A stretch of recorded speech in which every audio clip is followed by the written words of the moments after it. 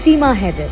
इतना कुछ लिखा जा चुका है कि अब समझ नहीं आ रहा है कि कहानी की शुरुआत कहाँ से करूं। दरअसल हर कोई पाकिस्तान से प्यार की खातिर आई सीमा के बारे में हर एंगल को करीब से जानना चाहता है। यूट्यूब पर कई दिनों से ट्रेंड में बनी हुई हैं हजार खबरें, हर अलग एंगल से उनके लिए बनाई जा रही हैं। हर किसी की नज़र सिर्फ इसी मुद्दे पर है।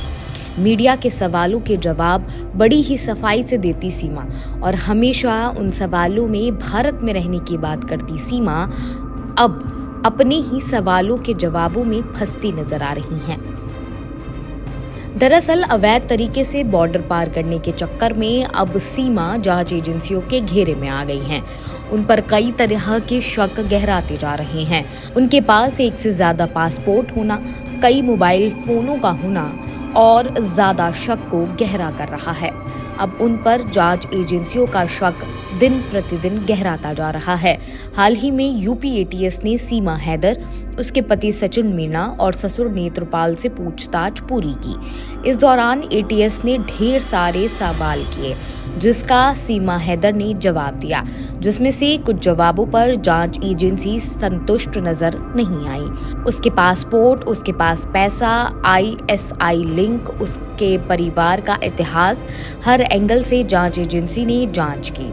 इस बीच एक बार फिर सीमा हैदर के प्यार वाले दावे पर सवाल उठाना जारी हो गया है।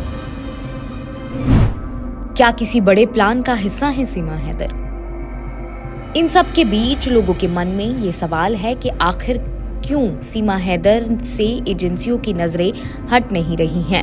दरअसल दूसरे देशों के जासूस एक लंबी प्लानिंग से कुछ ऐसे लोगों की टीम को दूसरे देश में खड़ा करने की कोशिश करते हैं जो एक लंबे समय तक चुपचाप इनपुट इकट्ठा करके उन देशों की एजेंसियों को देते रहें। ऐसे ही सीमा हैदर के मामले में जांच एजेंसियों के मन में ये सवाल उठ रहा है, क्या सीमा हैदर वाकई में सचिन मीणा के प्यार के खातिर पाकिस्तान से भारत आई हैं या फिर उसे एक लंबे समय के लिए किसी खास मकसद के लिए ट्रेंड करके भारत भेजा गया है। सीमा हैदर पर जांच एजेंसियों ने गड़ा रखी है नजर। सूत्रों के मुताबिक भले ही यूपी एटीएस को सीमा हैदर से पूछताछ में कुछ नहीं मिला हो, लेकिन सीमा गुलाम हैदर पर अभी भी एटीएस और भारतीय एजेंसियों की पैनी नजर है।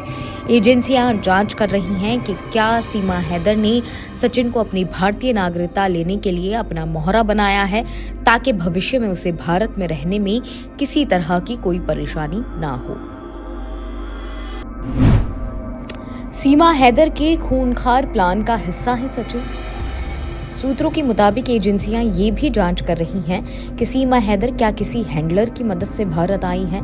क्या सचिन को जानबूझकर ट्रैप किया गया है ताकि उसका सहारा लेकर सचिन के परिजनों और रिश्तेदारों की सहानुभूति हासिल कर यहीं पर बस जाएं और बाद में वो हिंदुस्तान की सुरक्षा का कोई इनपुट पाकिस्तान को देने में मदद करें।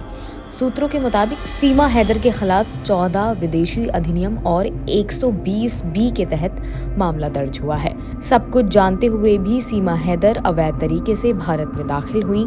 ऐसे में भारतीय एजेंसियों की नजर सीमा हैदर पर तब तक रहेगी जब तक सीमा हैदर भारत में है। फिलहाल इस खबर में सिर्फ इतना ही। बाकी और खबरें देखने के लिए जुड़े रहिए जनसत्ता के साथ।